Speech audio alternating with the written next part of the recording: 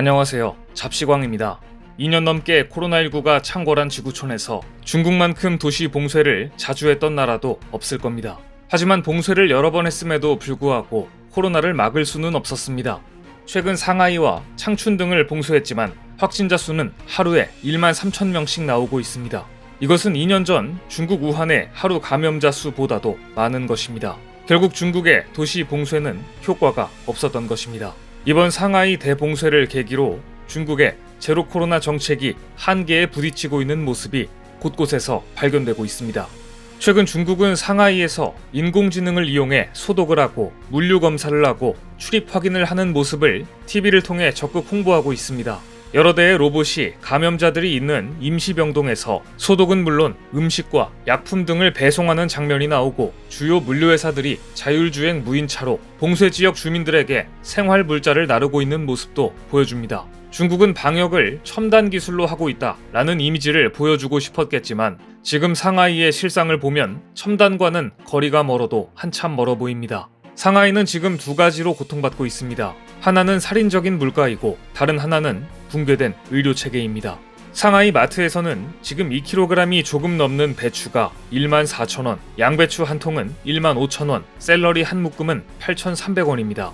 이렇게 물가가 치솟자 상하이에서는 고작 대파 한 뿌리 때문에 도심 속 추격전이 벌어지는 진풍경까지 나왔습니다.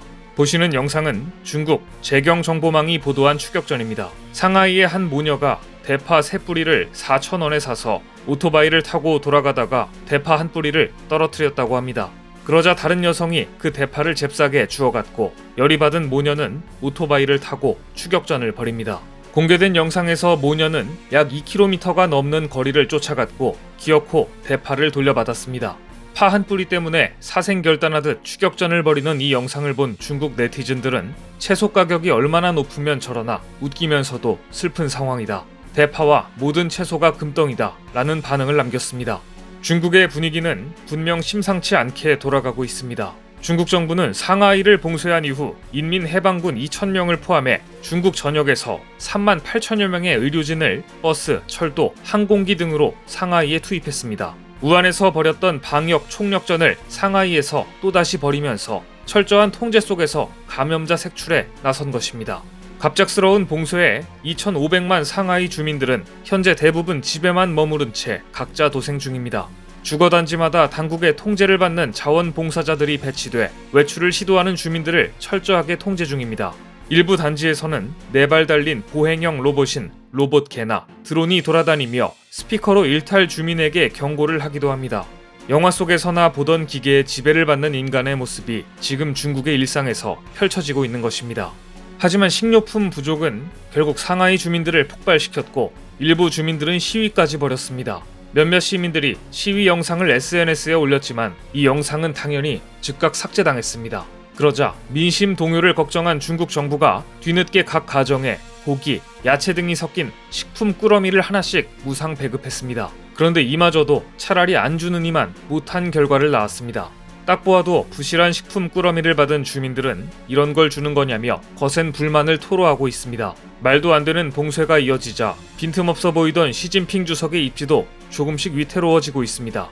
지금 중국에서는 정부와 국민들 사이에서 소셜미디어 전쟁이 치열하게 벌어지고 있습니다. 정부는 주민들의 콘텐츠 유통 알고리즘을 장악하고 더우인 웨이보 등 소셜미디어를 통해 정부가 무료 식품을 전달하는 장면, 상하이에 도착한 전국 각지 의료진 버스 행렬 등 정부 홍보 효과를 노린 콘텐츠를 전면에 내세우고 있습니다. 하지만 중국 인민들의 대응도 만만치 않습니다.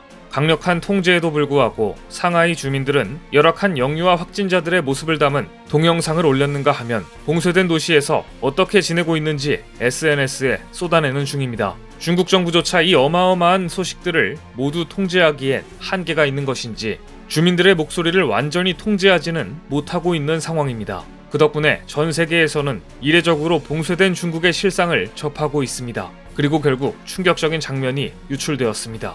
중국은 그간 최첨단 인공지능을 이용해 방역을 하고 있다며 자화자찬해왔습니다. 그런데 실상은 그렇지 않았는데요. 지난 1일 중국 SNS에 지린성 방역 요원이 PCR 검사 과정에서 면봉 한 개를 가지고 여러 번 사용하는 모습이 올라와 전 세계를 깜짝 놀라게 했습니다. 보시는 영상에서 중국 방역 요원은 코로나 PCR 검사를 마친 면봉을 캡슐에 넣어 젖고 있습니다. 그런데 썼던 면봉을 버리지 않고 다음 사람의 입에 넣어 재사용합니다.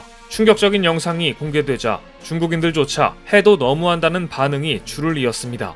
일부 네티즌들은 중국 정부가 국민들을 상하이에 가둬놓고 감염병 확산 실험을 하는 것 아니냐는 음모론까지 제기했습니다.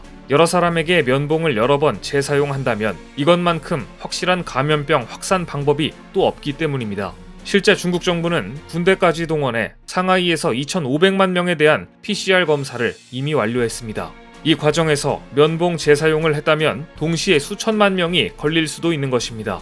논란이 일자 중국 정부는 연습 삼아 한 것이지 실제 검체를 채취한 것이 아니다 라는 어이없는 해명을 내놓았습니다. 하지만 아무도 이 해명을 믿지 않는 분위기입니다. 결국 상하이는 고립된 상태에서 확진자가 폭증하며 제2의 우한이 되고 말았습니다. 하지만 많은 분들이 아시다시피 오미크론의 치명률은 초기 우한 폐렴보다 훨씬 약합니다. 그럼에도 상하이가 지옥이 되고 있는 이유는 의료 붕괴 때문입니다. 상하이는 지금 의료진이 부족해 일반 환자 수백 명이 방치돼 있는 것으로 알려졌습니다. 홍콩 사우스차이나 모닝포스트는 상하이시의 한 주민이 웨이보에 신부전을 앓는 자신의 아버지가 닷새간 혈액투석을 받지 못했다. 아버지가 죽어가는 것을 지켜보는 것이 너무 두렵고 절망적이다 라는 글을 올렸다고 보도했습니다. 이 매체에 따르면 지금 상하이 주민들의 소셜미디어에는 의료 지원을 요청하는 절박한 글들이 넘쳐나고 있으며 천식, 신부전, 암, 당뇨 환자 등이 전혀 치료를 받지 못하고 있다고 보도했습니다.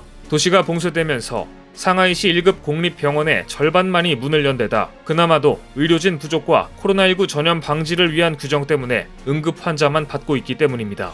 이런 중국을 보면서 최근 미 경제방송 CNBC는 중국의 제로 코로나 정책 실패 원인을 다양하게 분석했습니다. 이 자리에서 스콧 코틀립 전 미국 FDA 국장은 중국은 오미크론과 같은 변종에 전혀 대응이 안 되는 백신을 사용했다. 그래서 변종이 더 확산되기 쉬운 환경이 됐다며 중국 시노백 백신의 문제점을 상기시켰습니다.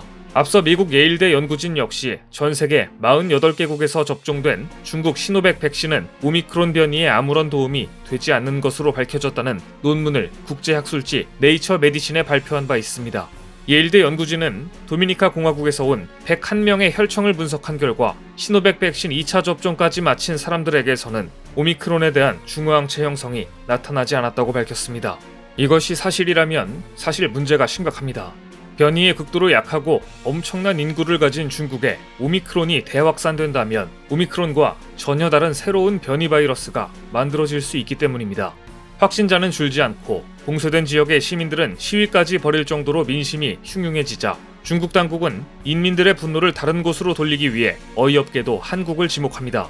코로나 확산의 원인이 한국 옷 때문이라는 가짜 뉴스를 퍼뜨린 것입니다. 중국 건강시보는 랴오닝성 다렌시 당국의 말을 인용 보도하면서 한국산 수입 의류 판매점 직원이 오미크론 변이에 감염됐고 그가 판매한 옷의 포장지에서 양성 반응이 나왔다고 주장했습니다. 장수성 창수시에서도 확진자의 자택 옷장에 보관돼 있던 4벌의 한국 티셔츠에서 코로나19 양성 반응이 나왔다고 밝혔습니다. 그러면서 이번 상황은 인터넷으로 한국 옷을 구매한 것과 관련이 있다고 발표했습니다. 그러자 순식간에 중국 포털 사이트에서 상하이와 지린성 두 지역의 감염자와 한국 수입 의류 관련 가능성이라는 내용의 검색어가 인기 검색어 2위에 올랐습니다. 이 같은 가짜뉴스를 확산시키고 과학적 근거도 없이 한국을 감염원으로 지목하는 방법은 코로나 확산세를 막을 수 있는 합리적인 방안이 아닙니다. 중국이 지역 방역 요원들의 위생관념을 철저히 교육하고 한국처럼 제대로 된 백신 접종률을 높였다면 확산세와 치명률이 이렇게 가파르지는 않았을 것입니다. 애초에 중국 당국이 이런 합리적인 충고를 들을 수 있는 곳이었다면 사태가 이렇게 심각해지지도 않았을 겁니다. 오늘 준비한 소식은 여기까지입니다. 댓글을 통한 여러분들의 많은 의견 기다리겠습니다. 시청해주셔서 감사합니다.